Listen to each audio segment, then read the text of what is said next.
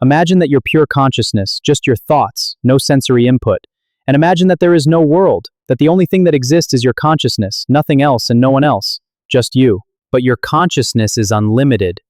Hence, you can imagine without limits, remember without limits, and have an intelligence without limits. And there is no time, because the only thing that exists is whatever you're imagining right now, whatever you're focused on right now. There are no dimensions, only thought.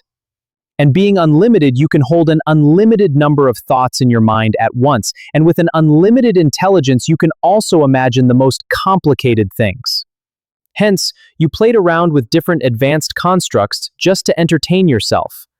Eventually, you imagined rule-based particles interacting with each other. And you could simulate an unlimited amount of these in your mind without even breaking a sweat. Limits just aren't a thing. Hence, you created a system in which you invented limits.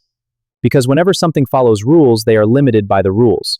So, you created the perfect physical rules, or laws as we call them today, to allow for a very interesting physical construct, in which physical things could be constructed and played around with, just to experience how limits could make something more interesting. Yet, you quickly became bored with this construct, and you started wondering whether you too, your own mind, could also experience limits. What if you could actually trap a part of your own consciousness within an object governed by these same physical rules in such a construct? And what if this part of your consciousness could also forget who it really was, so that it would have no reference point to the outside of this construct and its limited existence, and have no clue about the unlimited powers it really possesses? For the first time, you would get to experience what it meant to be limited.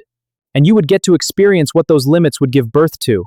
Things like feelings, being afraid because you're vulnerable, or being proud of what you managed to achieve in spite of such limits.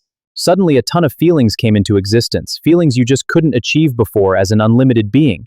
And you didn't just take one part of your consciousness and put it inside a being in this construct. No, you branched off into a ton of different parts, each which you could experience the physical world through, each an isolated perspective to experience from, creating the illusion of separateness. Yet, from a higher perspective, you're also experiencing them all at once. And at the same time, you're orchestrating, in great details, the illusion they're stuck in. Guess what? This is the world we live in.